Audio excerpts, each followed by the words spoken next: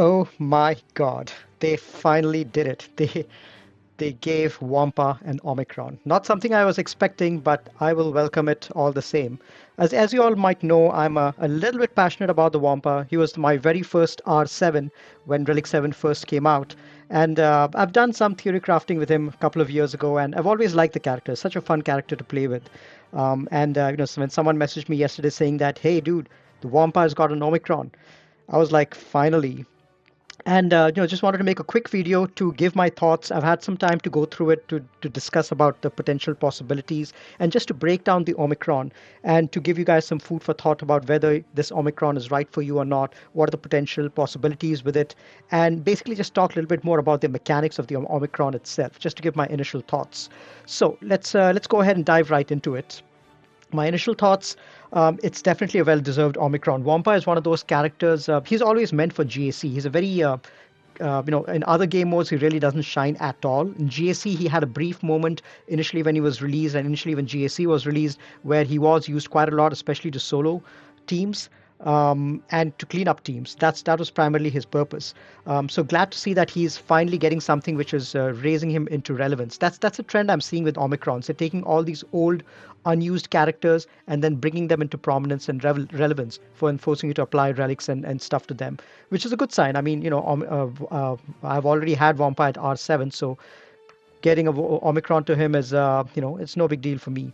But, just talking about why the Wampa was left behind after the initial, phase, is that Wampa doesn't have any faction, and there's that lack of faction synergy is something which really caused it to be left behind because a lot of the newer characters, they've got tons and tons of stat sharing due to factions, like whether you look at Iden or Mon Mothma or any of the newer factions over here. Dash gives a bunch of faction-based synergy as well. Quill, all of these guys, they on top of their base stats, their faction gives them additional stats. And Wampa is really lacking behind because he really didn't have anything to give him that. So what these guys did now, CG, is they overcompensated and they went all the way saying that, hey, no faction for Wampa. Instead of giving you a faction, we're going to double down and make it so that you get tons of stat boost if you go solo and you're not with any other faction at all, which I guess is pretty consistent with the character of the Wampa. So obviously, given the nature of this Omicron, if you've read it, and we'll talk about it briefly as well, it's meant for offense. There's no way that you can keep this on defense. It's completely useless because it's meant to be you're meant to take the Wampa solo, and there are B teams and A minus teams that you can probably solo pretty comfortably with it, and possibility for a couple of GLs that you can possibly clean up. Definitely Sith Eternal, and in my opinion, I think Rey as well is a good possibility for a Wampa cleanup. The one important thing to note over here is like I used to mod my Wampa for tons of damage, in some cases potency, or if you're doing solo for tenacity. But in this particular case, with the changes in the Omicron, the modding should be completely changed to health, health, and health. And that's because of the way that the stats ramp up, which I'll talk about in the next slide. It's so much more beneficial for Wampa to just survive out there and keep countering because that's where maximum damage will come. In terms of tenacity, the Wampa already starts with tons of tenacity, and every time he gets attacked, he gets 30% stacking tenacity. So in no time, he'll be in hundreds of tenacity. So you really don't need tenacity on him. And similarly with offense, he ramps up offense quite a lot.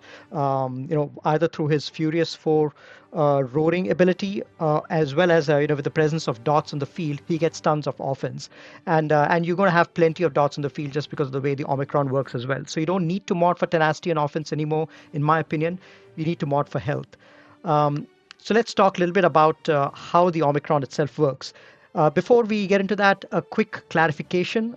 There was some confusion about Wampa's stats itself, what kind of a stat boost he gets. The initial description in the post mentioned a 75% bonus stats, but the in-game description for Wampa's Omicron says 50% bonus stats. So it was just clarified on the forum, just like maybe an hour ago, that the in-game description is incorrect, and the actual stat boost that Wampa is going to get is in fact 75%, which is great because otherwise it would have been. I would have been a sad Wampa in that case, but 75% is really much better. Now let's talk about the three different scenarios that the stats will be different based on how you use the Wampa. If you use the Wampa in a regular on offense in a regular 5v5 team, that's one scenario, and the stats are going to be the Omicron is going to be quite nerfed at that particular point of time because he's not going to get any of the stat share ability. You can also use him solo against a regular five-person team, or you can use him solo against when only one character is remaining behind. So sort of like a cleanup against a tough character. So those are the three different scenarios that you can use the Wampa in, and the stats that you'll be getting will be completely different based on each of these scenarios. Let's talk about each of these stats. Tenacity is pretty straightforward. In all these cases, the Wampa is always going to start with 150% tenacity. The base tenacity for a Wampa is about 50% if you've got him in the relics, and then the Wampa then starts with another 100% tenacity that the Omicron gives him. So that's the 150% tenacity that he starts with. So already pretty tenacious. So a lot of those initial debuffs that people try to land on him are not going to land, which is great. And then, like I mentioned, he just ramps up extremely fast with tenacity, stacking till the end of the encounter. So he'll be in hundreds of percent pretty quickly into the battle, and he won't be able to land any debuffs which are not unresistible. Then defense. In the base case, when a Wampa is a part of a 5v5 team, he doesn't really get any defense bonuses. But in a 1v5 situation or 1v1 situation, he gets 75% and 150% boost to defense, which is great because a Wampa, especially at high relics, is already pretty tanky. And with the defense boost, it's going to make other characters hit really, really less against him, especially with the lack of defense ignore and armor ignore that is taking place these days. Teams are going to have a tough time getting through Wampa's defenses. Offense. Now my Wampa is R7, and at R7 with typical decently modded, you can pretty easily get to about 9k offense. This increases to 16k in a scenario where you're taking him solo against a full team, and 23k when you're taking him in against a single character to clean up. So again, look at the amount of jump that the offense gets, and keep in mind that he's going to be getting offenses two other ways: when he does his roar, and then whenever there are dots on the board, which there are always going to be plenty of dots on the board, because anytime someone attacks the Wampa, they're going to get 2 dots on the board. And SS-based teams, every single turn, they're going to have 10 dots on the board, just like that. So, each of them gives a boosted offense to the Wampa, so he's going to ramp up pretty quickly. Health. Now, this is the reason why I want everyone to mod Wampa for health. I think this is going to be the big change which is going to come from the Omicron. My Wampa at R7, if I mod him for full health primaries everywhere and decent health secondaries, I can get him to about 115k health on the Wampa. Now, he gets a 75% health boost if it's 1v5, and so that 115k then turns to 200k, and if he's 1v1, it becomes almost 300k. So when you're trying to clean up a Ray, for example, or Sith Eternal, he has 288k health by himself, which is pretty insane. I mean, it's way more than a lot of hardcore tanks have at that kind of level. Which is why, this clearly makes the case that you have to use Wampa solo on offense going forward, because the stat boost is pretty insane. Protection for Wampa is typically not as much, especially if you mod him completely for health. He only gets about 50k protection. But you can see over here, he does get significant boost to protection, even at the 1v5 and 1v1 scenarios where he gets 90k and 125k. So as he enters the battle, if you take a look at the 1v1 scenario, he'll be at probably about 425k effective health and protection, and probably close to 300k effective health and protection in a 1v5 scenario, which is pretty insane, pretty great. But that's not the end of the story, because Wampa has a second ability, his first special ability, where he does the Icebreaker and he gets protection up, and protection up is 150% based on the base health of the character. So 150% protection is going to be pretty insane on him. His it translates to approximately 150% of 115k is about 173k. It goes up to 302k if it's a 1v5 scenario, and 430k if it's a 1v1 scenario, which is pretty insane. It's pretty insane. This basically gets Wampa to god tier levels, especially if you've got the protection up already set. then it takes a tank to get through the Wampa. You can see over here the effective hit points of the Wampa if you add up once he gets his protection up. After health and protection up, it's closer to 300 to 350k in the base case scenario, about almost 600k in a 1v5 scenario, and almost 844k in a 1v1 scenario. So if you go and take him against a Ray, for example, he'll very easily be able to tank at least one or two whirlwinds and definitely an ultimate, and give you enough time to ramp up and then take Ray down. So it's a pretty compelling scenario to be able to mod Wampa for primarily for health, just because of the stat boost that this guy gives. Um, the other thing to talk about the Omicron is, at regardless of which scenario you're taking him in, 5v5, 1v5, or 1v1, this particular ability that I've kept over here, this is always going to be active. It's worded a little confusingly in the description, but this ability is always going to be active. Whenever he's damaged, he's always going to inflict a couple of damage over time for 3 turns over the attacking enemy, which can't be evaded or resisted, which is great. It can be cleansed, but at least you can be sure that it's going to land on the enemy. And what this means is similar to how Javas are there. Anytime someone attacks a Java when Scavenger is present, they end up getting thermal detonators. Similarly, when anyone attacks the Wampa, they end up getting dots on them. And this is great because dots means Wampa's counter chance increases, his offense increases, so tons of good stuff happens with that. Second, the thing which happens is the cooldown of Furious Foe is reduced. So if you have assist-based teams like Mon Mothma or Geos or anyone else like that who tend to do a lot of assists, then every time Wampa takes a turn, he his Furious Foe will always be off cooldown, because every time he takes damage, it gets reduced by one, and so that means he can continuously keep roaring and roaring and roaring, which is great. And he also gets tenacity stacking until the end of the encounter every time he takes a hit. So Kyle Katarn, for example, when the first time that he gives him a hit, and four rebel allies assist him, he's going to get 150% tenacity. So his 150% base tenacity plus another 150%, he's going to be at 300% tenacity within the first 5 seconds of the Mon Mothma battle. And then no other debuffs are going to land after that, because there's no irresistible debuffs on the Mon Mothma team. Just an example. So this is how the mechanics of the stat sharing works for the Omicron. Let's talk a little bit about TM generation, because that's a very important aspect of Wampa's kit. And it becomes even more relevant with this Omicron over here. Now, there are a few ways in which Wampa can gain turn meter. His basic, he gains 20% turn meter if he attacks an enemy who's debuffed. So every time, especially now that every time an enemy attacks him, they're going to have dots on them, and Wampa is going to counter back at them and hit them and gain 20% turn meter. So that's a great scenario. So basically, the ability to gain 20% turn meter on debuff enemy is almost a guarantee now, because of the fact that dots are going to be on the enemy. The second thing that happens on his basic is, if the Wampa himself is not debuffed, he gains another 20% turn meter.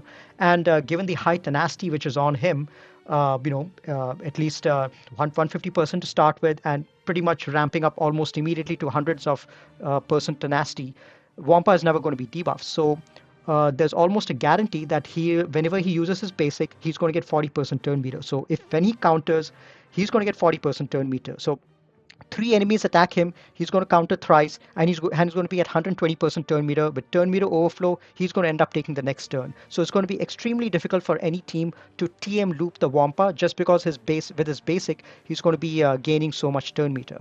But that's not all. There's another way in which he can get turn meter, which is Furious Foe. Now, Furious Foe is his roar ability. That's his second special, and he gets 15% turn meter for each defeated ally or enemy present on the battle. Now, if you take him in solo, you're not going to have, the turn meter generation for the defeated ally, obviously. But for enemies present, he'll get 15% turn meter for each enemy who is present over there when he does his roar.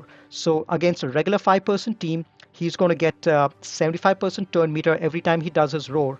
And against teams with summoned units like Geos or Mon Mothma, where they have an extra character, 6 characters on the team, every time he does his roar, he's going to get 90% turn meter. This coupled with the fact that the Furious Four, especially against assist-based teams, will almost always be on cooldown. Wampa is going to be at 100% turn meter way more often than before. He's going to be going pretty often. It'll be almost impossible to control his turns unless you've got a character in the enemy team who prevents turn meter generation like Hux, or someone who reduces turn meter. Except for those situations, it's going to be very difficult for anyone to prevent the turn meter gain from Wampa. So you can see over here, with SS-based teams, you'll be able to use Furious 4 every single turn. That increases your offense, it gives you TM, and it also applies healing immunity on everyone. Now, unfortunately, nothing in the Wampa's kit gives him increased potency, so healing immunity is not guaranteed. But you are increasing your offense every single time. And the next time you do an icebreaker, the AoE is going to hit for huge amounts of damage. So that's basically how you use the TM generation thing for the Wampa. The way that I would do personally for the Wampa is when I enter the battle, I'm going to start with Icebreaker because I want to get that protection up. The protection up gives additional tenacity, and it obviously also gives, lets the Wampa do counters to do additional damage. And then once I get the protection up with the icebreaker, then all I'm going to do is just the roar. I keep doing Furious 4, especially against assist-based teams, and then let the counters do all the damage against the enemy teams. All right, now I'm going to wrap up the video, just give some final thoughts over here.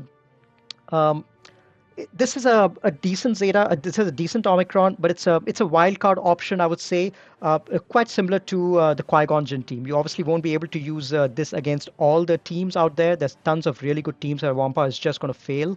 But it's a wildcard option to have, in case your opponent sets B teams and you really need your Bosk or your Aura or your JKR, or you need your other teams to really be applied in other areas. With one single character Wampa, you can take out any of these other B teams for really good banners, and that gives you the flexibility to save your other A teams for other options. It can also be used as a wild card against really tough teams which do tons of damage, or which cause tons of debuffs, which have a lot of control over debuffs. Wampa can be taken in over there because he's not going to get debuffed, and he has a huge pool of health, almost 600k effective health and protection. So he's going to be survivable. He's going to be doing tons of damage, and he's going to be debuff free. So it's a wildcard option to use against teams like that. I would say, the teams that you want to avoid with this is teams with irresistible stuns and days. Definitely don't take it against crew teams or dash teams. All these have irresistible stuns and days. Even Bad Batch, you're going to have a tough time over there with Echo's irresistible days.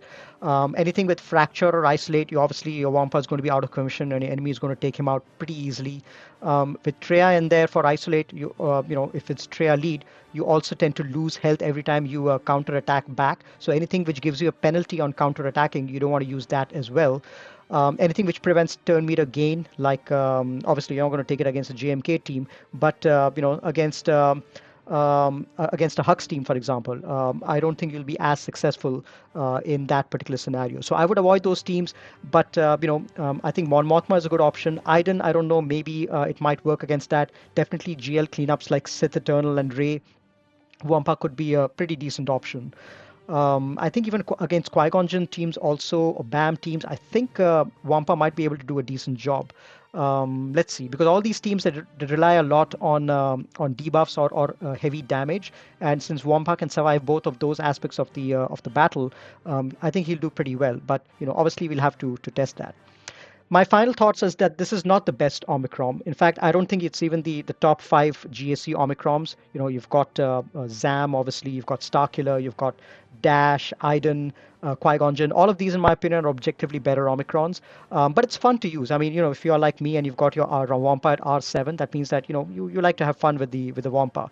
I personally am going to do it because I'm a big Wampa fan. And, I think, it's going to be fun watching a solo Wampa completely smash up teams. But this might not be the Omicron for everyone out there. Just want to throw it in there. Having said that, I think it is a great option for mid-game players where you're running short of teams and you're in Kyber one or Kyber. You're in Kyber division where you have to place a lot of teams and you're running short on teams and you do want more options. In those cases, I think it might be a really good Omicron to have just because you only need to put gear and relics on one character and Omicron on one character to make it a viable counter against a lot of B teams. Rather than having to relic up and gear up 5 different characters. So for mid-game players, I think this is a great option, but I would consider it second or third after some of the other key GSE Omicrons out there. There's still tons more testing required over here to see what's possible. I would advise none of you to R7 or Omicron or Wampa yet. The Omicron is live right now in the game, and next GAC week is when it's going to be available for us to really test it out. So I'm going to do a ton of testing. I'm going to take it out versus take the Wampa out for a spin versus tons of different teams, and I'm probably going to fail a ton of them as well. But you guys can watch me through all of this and learn from my mistakes or learn what is possible and what is not. So I would basically ask everyone to hold off on putting this Omicron right now, unless you're really passionate about the Wampa. See the gameplay, see what all the Wampa is able to counter, and then make a decision on this because Omicron materials are pretty rare and valuable right now. So that's about it. That's all I had for this video. Quick video, but I just wanted to get my thoughts out there. I've been pretty excited since yesterday. I can't wait till next Monday where I get to put this Omicron on and try to take out certain stuff. I will catch you guys next week then once the Wampa Omicron is on, and hopefully we'll get some good game footage. Take care and happy gaming.